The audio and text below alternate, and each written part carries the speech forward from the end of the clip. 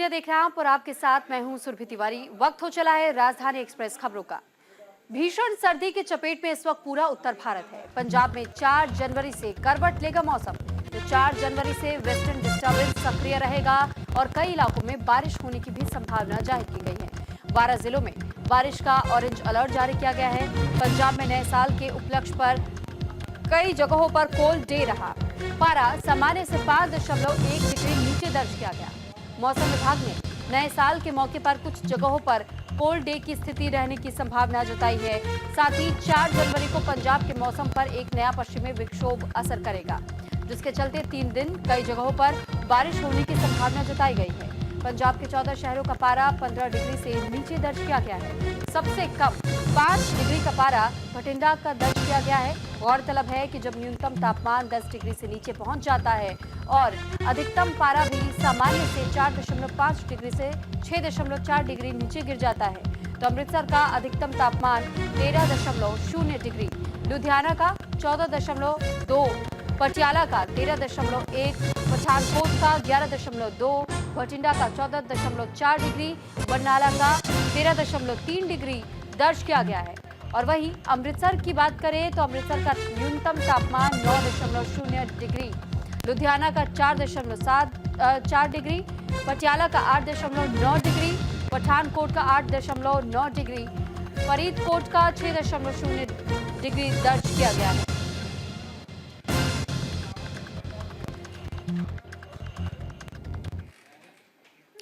तो वहीं हरियाणा में ठंड का प्रकोप जारी है। भिवाड़ी में धुंध के कारण विजिबिलिटी बेहद कम हो चुकी है। धुंध के कारण धीमी हुई है गाड़ियों की गति। कोहरे के कारण 10 ट्रेनें लेट चल रही हैं, जबकि 13 जिलों में येलो अलर्ट जारी किया गया है। तो हरियाणा के भिवानी में ठंड के कारण पारा लुढ़क गया है और वहीं धुंध के कारण विजिबिलिटी बेहद कम हो गई है। दूसरी ओर घने कोहरे की वजह से 10 ट्रेनें लेट भी चल रही हैं। साथ ही मौसम विभाग ने हरियाणा के 13 जिलों के लिए येलो अलर्ट भी जारी किया है। इनमें पंचकुला, अंबाला, यमुनानगर और कैथल, करनाल, रोहतक, भिवानी, चरखी दादरी, महेंद्रगढ़, रेवाड़ी, मेवात और पलवल शामिल है। कोहरे का कहर, कोहरे के कारण भिवानी में जिस तरीके से अब तक 10 ट्रेनें लेट बताई जा रही हैं, ऐसे में खासतौर पर जो वाहन है उनकी रफ्तार भी इन दिनों बेहद धीमी देखने को मिल रही है। भिवानी का AQI फिलहाल 327 दर्ज किया गया है, जबकि 8 डिग्री पर न्यूनतम तापमान रिकॉर्ड हुआ है।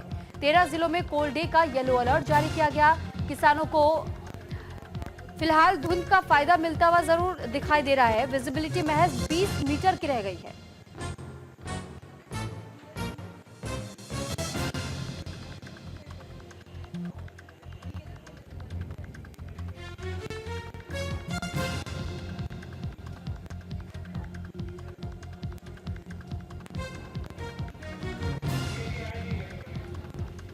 फिलहाल देखिए विजिबिलिटी बेहद कम है। भिवानी में धुंध की मोटी चादर और विजिबिलिटी बेहद कम होने की वजह से गाड़ियों को भी रेंगने पर मजबूर होना पड़ रहा है।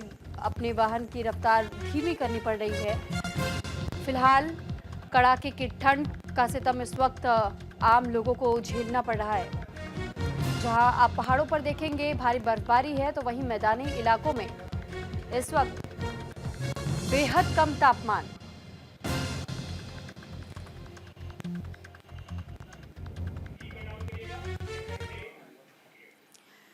कोहरे का कहर किस कदर देखने को मिल रहा है हरियाणा में, यह हम आपको बता रहे हैं ग्राफिक्स के जरिए। दरअसल भिवानी में 10 ट्रेनें अब तक लेट बताई जा रही है और वहीं भिवानी के AQI का अगर हम जिक्र करें तो 327 दर्ज किया गया है।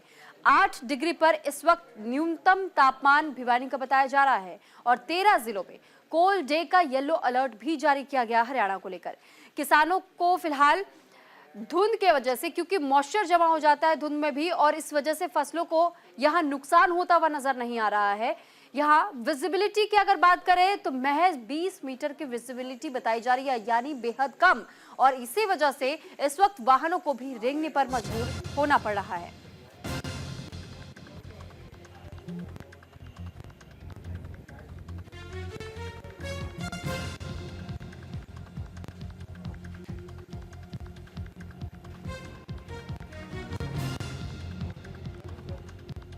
तो फिलहाल देखिए हरियाणा में लगातार ठंड का प्रकोप जारी है। लोगों को जहां ठंडे दिनों का सामना करना पड़ रहा है, लोग ठिठुरन के कारण अपने अपने घरों में कैद होने पर मजबूर है, तो वहीं दूसरी तरफ आप देखेंगे कि अगर बाहर आप निकले तो सड़कों पर भी मोटी धुंध आपको नजर आएगी और इसी वजह से विजिबिलिटी बताई जा रही है 20 मीटर की महज विजिबिलिटी है, जिस कारण कई जगहों पर लोग अपनी गाड़ियों की रफ्तार को धीमा कर दे रहे हैं। ऐसे में धुंध के कारण एक्सीडेंट का खतरा बढ़ जाता है, जिस वजह से लोगों से भी अपील की जाती है कि ठंड के समय में, यानी जिस वक्त शीतलहर होती है, ऐसे में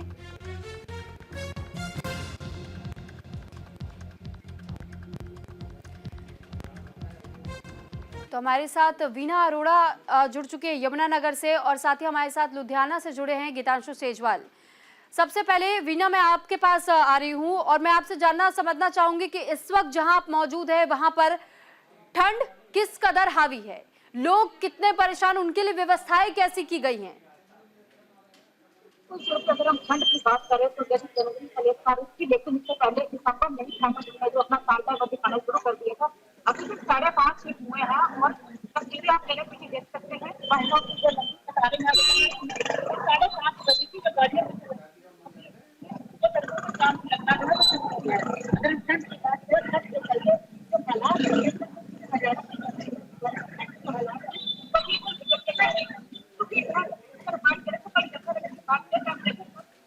और अन्य जिलों की बात करें तो temperature 8 degree 9 degree 7 degree Celsius तक पहुंच गया था। क्योंकि कहीं ना कहीं अगर आप बात करें तो पहले गर्मी से परेशान होगी, लेकिन पिछली बार अगर बात करें तो रिकॉर्ड तोड़ सर्दी भी पड़ी थी। और अगर हम बात करें तो इस बार की रिकॉर्ड तोड़ सर्दी जो है वो पड़ने वाली है, क्योंकि अभी पहले 7 बजे तक सूरज निकलता रहता था गर्मी से, लेकिन अब 5:30 बजे ही धुंध पड़नी शुरू हो गई है। आप देख सकते हैं जो लाइटें हैं उनकी जलनी शुरू हो गई है और ट्रैफिक की जो गति है वो धीमी हो गई है।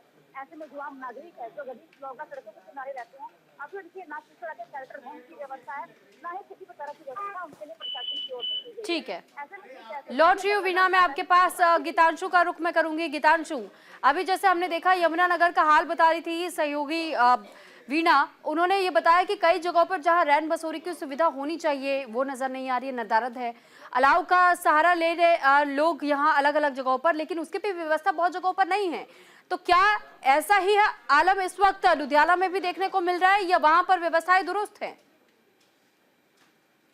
सर्दी की बात करें तो सर्दी अपने चरम पर है और मौसम विभाग की बात करें तो आने वाले दिनों में कुछ हल्की जो है बारिश बौछारें पड़ सकती हैं, जिससे कि किसानों को राहत मिलेगी और मॉइस्चर जो है तादाद में आ जाएगा, ताकि बीमारियों का भी जो है कम होना शुरू हो जाएगा। फिलहाल जो हालात है यहाँ के रोजगार की अगर बात करें तो सबसे ज्यादा जो असर है वह मजदूरों पर पड़ा है।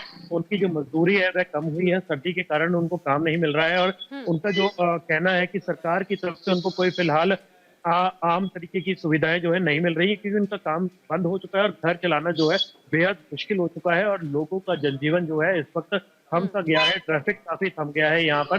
विजिबिलिटी ऑफ कोर्स बारिश के बाद से कम हुई है यहाँ पर। ठीक है गीतांशु, साथ ही बारिश का भी अलर्ट जारी किया गया है, इसको लेकर के क्या कहा जा रहा है, कब से बारिश देखने को मिल सकती है? यहाँ पर लगातार हरियाणा के कई जिलों में बारिश पड़ी थी और ओलावृष्टि भी हुई थी। अभी यमुनानगर की बात करें, यमुनानगर में भी बहुत तेज लगातार 2 दिन से बारिश चलती रही थी। एक दिन धीमी धीमी बारिश थी, लेकिन अगर लगातार बात करें तो 3 दिन लगातार बारिश चलती रही थी। मौसम विभाग की बात करें तो लेकिन अभी भी हरियाणा के कई जिलों में बारिश बरसात जो होने के चांसेस, ओलावृष्टि के होने के भी चांसेस है, क्योंकि जिस तरह से जनवरी की शुरुआत हुई है, कहीं ना कहीं किसानों के लिए जो ओलावृष्टि हुई थी वो कहीं ना कहीं उनके लिए नुकसान जरूर लाई थी। लेकिन अगर इस तरह से मौसम विभाग ने कहा है कि ठंड भी पड़ेगी, उसके साथ भारी बरसात के साथ ओलावृष्टि भी हो सकती है और कहीं ना कहीं किसानों के लिए मुसीबत भी जो है वो सामने लाएगी, क्योंकि ठंड भी पड़ेगी, ओलावृष्टि भी होगी। कहीं ना कहीं मजदूरों के लिए या आम नागरिक के लिए या सड़क पर बैठे गरीबों के लिए बहुत बड़ी मुसीबत जो है वो सामने आने वाली है।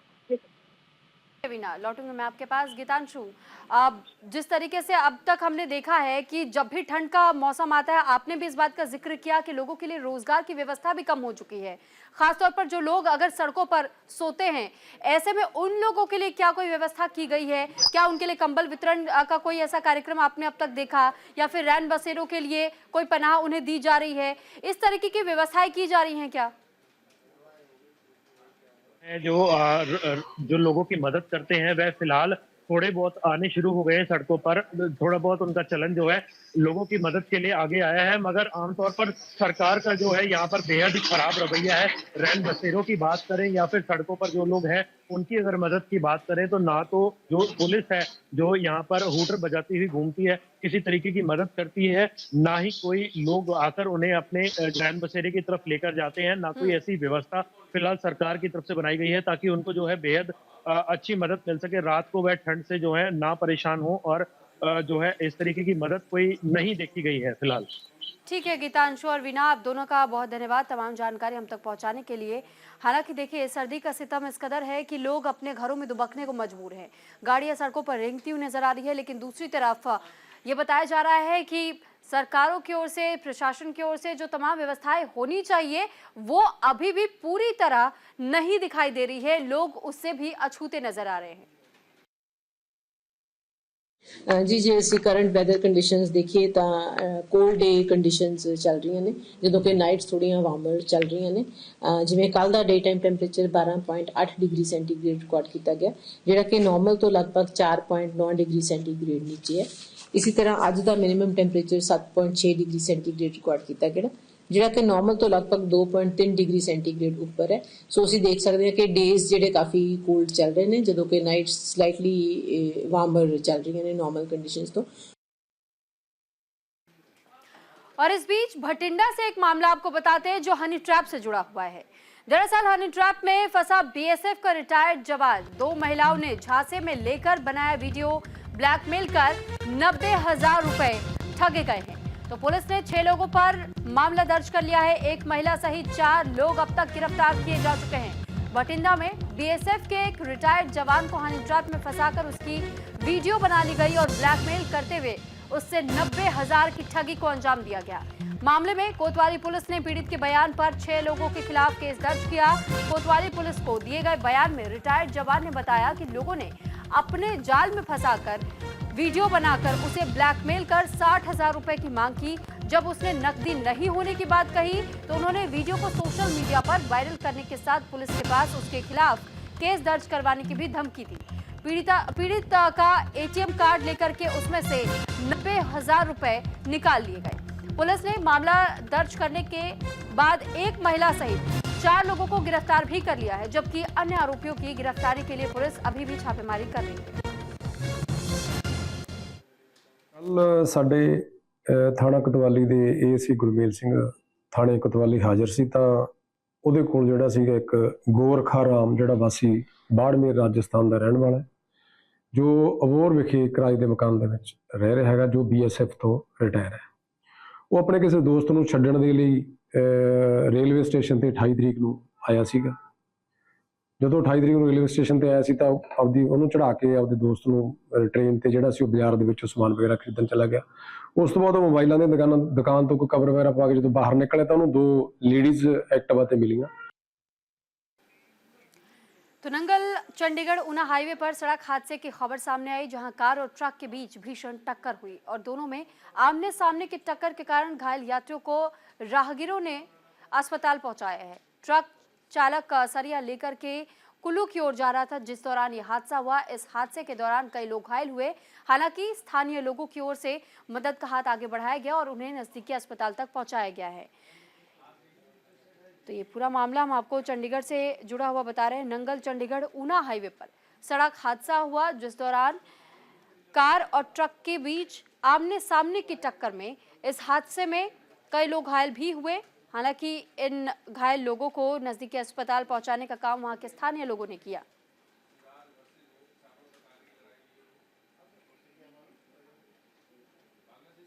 सर पहले रोड साइड आ गए और इन्होंने बचाते पर इन्हों की स्पीड नहीं घट हुई 1 मिनट भी आ गया मेरे बिच बजे। हम मैं ज़्यादा गड्डी टाली च मार दिंदा है, नहीं मेरा भी काम हो जाना था।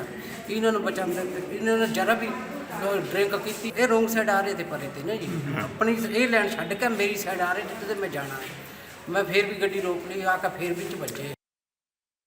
ਅਸੀਂ ਜੀ ਇੱਧਰ ਅਜੋਲੀ ਮੋੜ ਤੋਂ ਵਾਪਸ ਆਪਣੇ ਘਰਾਂ ਨੂੰ ਜਾ ਰਹੇ ਸੀ ਭਾਜੀ ਤੇ ਜਦੋਂ ਅਸੀਂ ਸਾਡੀ ਗੱਡੀ ਪਿੱਛੇ ਸੀਗੀ ਸਾਡੇ ਮੋਰੇ ਇੱਕ ਗੱਡੀ ਹੋਰ ਸੀਗੀ ਉੱਤੇ ਹੋ ਕੇ ਇਹ ਗੱਡੀ ਸੀਗੀ ਜੀ ਹਾਂਜੀ ਹਾਂਜੀ ਤੇ ਆਪਸ ਦੇ ਵਿੱਚ ਜਿੱਦਾਂ ਵੱਜੀਆਂ ਨਾ ਜੀ ਉਹਦਾ ਜਿੱਦਾਂ ਛੇੜਾ ਜਿਹੜਾ ਹੋਇਆ ਉਹਦੇ ਕਰਕੇ ਆਪਾਂ ਰੁਕੇ ਅੱਗੇ ਆ ਕੇ ਆਪਾਂ ਜਦੋਂ ਦੇਖਿਆ ਤੇ ਜੋ ਡਰਾਈਵਰ ਦੱਸ ਰਿਹਾ ਵੀ ਇਹ ਗੱਡੀ ਵਾਲੇ ਕਹਿੰਦਾ ਵੀ ਰੋਂਗ ਸਾਈਡ ਤੋਂ ਆ ਰਹੇ ਸੀ ਹਾਂਜੀ ਤੇ ਜਿੱਦਾਂ ਵਿੱਚ ਵੱਜੀਆਂ ਉਹ ਗੱਡੀਆਂ ਘੁਮਾ ਗਈਆਂ ਅੱਛਾ ਹਾਂਜੀ ਕਿੰਨੇ ਲੋਕ ਸੀਗੇ ਇਹਦੇ ਵਿੱਚ ਗੱਡੀ 'ਚ 2 ਮੁੰਡੇ ਸੀਗੇ ਜੀ तो बजट को लेकर के सीएम सैनी ने बैठक की है। उद्योग जगत के प्रतिनिधियों के साथ ये बैठक बुलाई गई थी। रियल एस्टेट उद्योग क्षेत्र के लोगों से सुझाव भी मांगे गए। हम 2025 में नई उद्योग नीति लेकर के आ रहे हैं, ये सीएम की ओर से कहा गया। हरियाणा में अब निवेश बढ़ेगा। गुरुग्राम में हरियाणा के मुख्यमंत्री नायब सिंह सैनी ने साल 2025 और 26 के बजट के संबंध में उद्योग जगत के प्रतिनिधियों के साथ बैठक की। बैठक के बीच सीएम नायब सिंह सैनी ने इस बात का जिक्र किया कि बजट से पहले हमने रियल एस्टेट और उद्योग क्षेत्र के लोगों से सुझाव भी लिए हैं। उन्होंने अच्छे सुझाव दिए। 2025 में नई उद्योग नीति लेकर के हम आ रहे हैं जिससे कि हरियाणा में निवेश और बढ़े। देखिए आज प्री बजट को लेकर के हमारे सभी गुरुग्राम के प्रमुख इंडस्ट्रियलिस्ट उनके और डिक्की और उसके साथ रियल एस्टेट के साथ साथ और जो गणमान्य लोग जो इंडस्ट्रीज़ के अंदर काम कर रहे हैं ऐसे सब लोगों के जो उनकी यूनियंस थी उन सब से हमने बात की, उनके सुझाव आए हैं। अच्छे सुझाव उन्होंने दिए हैं क्योंकि ये छठा प्री बजट कंसल्टेशंस ये अलग अलग क्षेत्र के अंदर हमारा रहता है और इसके अंदर हमने आज ये इंडस्ट्रियल्स और रियल एस्टेट्स के लोगों से आज बात किया है कि उनके क्या क्या सुझाव इसके अंदर हो सकते हैं। अच्छे सुझाव उन्होंने दिए हैं और हरियाणा प्रदेश एक विकसित हरियाणा बनने में और हमारे यहाँ पर अच्छी संख्या में इन्वेस्टर्स के लिए लोग आएँ उसके लिए हमने उनसे सुझाव लिए थे और हमने कहा कि हम 2025 में एक न्यू इंडस्ट्री पॉलिसी वो भी हम लेकर के आ रहे हैं ताकि और ज़्यादा इन्वेस्टर्स हरियाणा के अंदर आ सकें। हरियाणा सरकार में खाद्य एवं आपूर्ति मंत्री राजेश नागर ने सभी क्षेत्रवासियों को नववर्ष की शुभकामनाएं दी। साथ ही उन्होंने आज तिगांव में कोराली मोड़ तिगांव से अटाली गांव तक जाने वाली सड़क के निर्माण कार्य का शुभारंभ किया जिस पर लगभग 8 करोड़ रुपए की लागत आएगी। जानकारी के मुताबिक मंत्री राजेश नागर ने कहा है कि काफी समय से लोगों की इस सड़क की मांग थी जिसे देखते हुए सड़क के निर्माण कार्य का शुभारंभ किया गया और जल्द से जल्द सड़क निर्माण को पूरा कर लिया जाएगा। इस सड़क से बदरौला, कोराली और नोएडा जाने वाले लोगों को राहत मिलेगी, लोगों को जाम से मुक्ति भी मिलेगी। या बहुत दिनों से एक मांग थी जो हमारे अभी कई गांव के जो लोग हैं जो गांव से बदरौला, कोराली, आपका अटाली और आगे जो केजीपी पे भी जाते हैं या नोएडा जाते हैं तो इसी रोड से जाया करते थे। तो इसका 8 करोड़ से की ज़्यादा से लागत से इसका टेंडर पास हो गया और उसका आज उद्घाटन किया गया और इसको 3 महीने के अंदर 31 मार्च तक पूरा कर दिया जाएगा। हिमाचल प्रदेश सरकार में स्वास्थ्य मंत्री धनीराम शांडिल से न्यूज इंडिया संवाददाता जीवन कुमार ने खास बातचीत की है। इस बीच उन्होंने कहा कि राष्ट्र के सबसे बड़े लोकतंत्र का हिस्सा है, इसकी रक्षा करना हमारा कर्तव्य नहीं बल्कि हमारा धर्म भी है। लेकिन प्रदेश में बीजेपी ने जिस प्रकार से पिछले दिनों लोकमत से चुनी हुई सरकार को गिराने की कोशिश की, लोकतंत्र की हत्या से ज्यादा कुछ भी नहीं है। कैबिनेट मिनिस्टर धनीराम शांडिल जी मेरे साथ हैं। सर, आपकी सरकार कह रही है कि सब कुछ ठीक चल रहा है, फिर भाजपा इतनी चिंतित क्यों? कभी कभी मैं समझता हूँ कि आपने उनकी कार्यशैली भी देखी है, चिंतन भी देखा है। जो विपक्ष के नेताओं का काम होता है या जो कार्यकर्ताओं का काम होता है वो होना चाहिए कि जो कोई ऐसे काम गलत लग रहे हैं उनको या जो लोकहित में नहीं है उन पर टिप्पणी करना, उनको उजागर करना ताकि सुधार हो और जो आगे के लिए काम हो अच्छा हो। तो समा हो, अगर आपने देखा हो कुछ इससे थोड़े से हटके चले हैं ये सरकारों को बुलाना, दूसरे के घर में ये देखते रहना कि कौन सी मुसीबत है, यही की बात नहीं है। मैं तो कहूँगा कि मणिपुर से लेकर गोवा से लेकर पिछला तो इतिहास इनका सारा ऐसा ही रहा है। जी सर, कभी जलेबी, कभी समोसे, अब मुर्गे, आखिर भाजपा की कौन सी राजनीति? ये बहुत गलत है, कुछ भी इसमें तथ्य नहीं है, तर्कहीन है और कोई वजन जैसे होता है एक राजनीति को, तो फिर बात भी बोलनी हो तो अच्छा भी लगना चाहिए। जो भी कोई थोड़े अच्छी बात सोचते हैं, अब जो काम किया था हमारे माननीय सुखविंदर सिंह सुक्खू बहुत अच्छा काम कर रहे हैं। He is also following the footsteps of our real leaders. You can see at the time of त्रासदी और लेटर या अभी उनका फोकस हमेशा इस तरफ रहता है कि हम कैसे अच्छा काम करें, स्वास्थ्य संस्थान कैसे अच्छे बने लोगों के लिए। आप देख रहे हैं कि एक बच्चे को अपनी कुर्सी जाने से पहले इन्होंने सबसे पहले ये देखा कि हम इन बच्चियों को जिनका कोई सहारा बने तो बने। और नो डाउट मैं समझता हूँ कि आज सुख आश्रय की भूमिका है तो पूरे भारत के दूसरे प्रदेशों में भी फॉलो की। सरकार के 2 साल के कार्यकाल को कंक्लूड करें सर। सरकार का कार्यकाल नो डाउट हमारे चुनौतीपूर्ण रहा, चाहे वो कुछ आपदा आई, कुछ हालात ऐसे बने, आपने देखे राजनीति उसके बावजूद सुखविंदर सिंह सरकार और मुख्यमंत्री हमारे जितने भी मंत्रीगण और हमारे विधायकगण, आई मस्ट सैल्यूट कि सब लोगों ने इकट्ठे होकर लोकतंत्र की रक्षा की। रात देखने अभी 40 की उसमें हैं और पूर्ण रूप से काम करने की तत्पर है। आखिरी प्रश्न सर, आपके विभाग में कितना व्यवस्था परिवर्तन हुआ सर? हमें तो व्यवस्था परिवर्तन बिल्कुल ही देख रहे हैं आप, हमारे जो भी काम आएगा वो सबसे पहले अटेंड होगा, दिए गए समय में नहीं होगा तो हम पनिश भी करते हैं। अभी एक डॉक्टर की कोई नेम, उन्होंने बाहर जाके इलाज किया, मैंने कहा विदिन 24 आवर्स सस्पेंड है। इसी के साथ फिलहाल इस बुलेटिन में इतना ही। नमस्कार।